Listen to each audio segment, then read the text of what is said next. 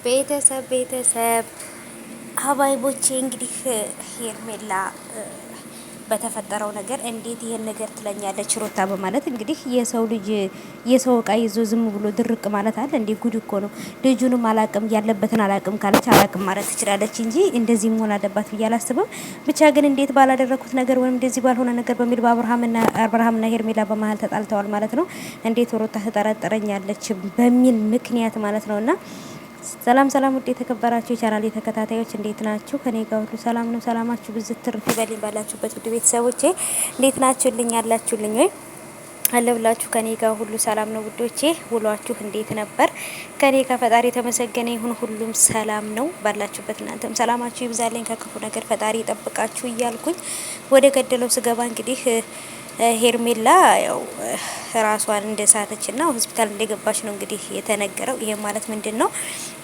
ልጁን አንቺ ነሽ ልጁ እንዲጠፋ ያደረግሽው ብላ ሩታ ስለተናገረቻት ያው እንግዲህ ለማስመሰል ታውቃላችሁ አይደለ? መቼም ለማስመሰል እንትን ነውና ራስ መሳት ሆስፒታል እስከ መግባት ድረስ መድረስ ምናምን አይጠበቅባትም እኮ። ልጁን አላየሁም እኔ አልወሰድኩም እኔ ጋር የለም ብላ ማለት የምትችልበት ሰዓት ነበር። ግን ደግሞ በቃ አይደለ ተበዳይ ለመሆን ገባችሁ? እሷ በቃ ተበዳይ እሷ ተጎጂ ምናምን ነገር ለማስመሰል መሰለኝና ያው እንግዲህ መቼም እርጉዝ ነኝ እንዳትል ወይንም የእርግዝና ስሜት ነው ራሴን የሳትኩት እንዳትል ገና ትናንትና ነው አብርሃም እነሱ የታረቁት።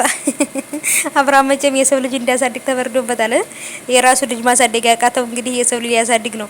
እና ብቻ ግን ዝሮ ማለት ነው ሄርሜላ ራሷ ስታወድ ገብታለች ሆስፒታል ምናምን እያሉ ነበረ። ግን ያው ይሄ ነገር ውሸት ይመስለኛል። ምክንያቱም ራሷን አስቶ ሆስፒታል የሚያስገባት ምንም ነገር አለ ብዬ አላስብም። ሩታ የጠየቀችው ጥያቄ በጣም ኖርማልና ሲምፕል የሆነ ጥያቄ ነው። ምክንያቱም አብርሃምን ከኔ ወስደሻል ወይም ደግሞ አብርሃምን ወደ ራስሽ አድርገሻል። ግን ደግሞ እንዴት ልጄን እንዲወሰድ ታደርጊያለሽ? ልጁ ከቤት የለም ልዑል ከቤት የለም ነው እያለች ያለችውና ሩታዬ ልጇን ፈልጋ ማግኘት አለባት። ምክንያቱም ከማንም ከምንም በላይ ልጇ በጣም እሷን ይፈልጋል። የመኖሯ ምክንያት ነው ልጇና ስለዚህ ልጇን መልሱላት። አብርሃም የፈለገው ነገር ሊያደርግ ይችላል። ዴቭም በተለይ ዴቭ ነው ይሄን ነገር የሚያደርገው ወይም እያደረገ ያለው ዴቭ ነው በነገራችን ላይ ማለት ነው። ስለዚህ ከሩታ በእልህ በጉልበት ወስደው ልጁን የትም ቦታ ማድረስ አይችሉም ማለት ነው ልዑሌን። ምክንያቱም ሩታ ሙሉ ለሙሉ የማሳደግ መብት ከህግ ስለተሰጣት ያን ወረቀት ይዛ ሂዳ አብርሃምን ከሳ ቤተሰቦቹን ራሱ ሙሉ ለሙሉ እህቱና ወንድሙን ራሱ እንትን ብላ ልጇን ማስመለስ ትችላለች። ሙሉ መብት አላት። ሙሉ መብት ተሰጥቷታል እናቱ ጋር እንዲያድግ ማለት ነውና ስለዚህ ገና በጣም በዚህ ምክንያት በዚህ በልዑል ምክንያት ልዑል በመጥፋቱና ልዑልን በመውሰዳቸው ምክንያት ራሱ ገና ቤዛና ዴቭ ማለት ነው በጣም ትልቅ ችግር ይመጣባቸዋል። በእነሱ ምክንያት ደግሞ አብርሃም የማይወጣው ችግር ውስጥ ነው የሚገባው ማለት ነው ውዶቼ። ራሱ አምጥቶ ልጁን ለሩታ መስጠት አለበት አብርሃም ማለት ነው። ምክንያቱም እሱ ወንድሙ ስለሆነ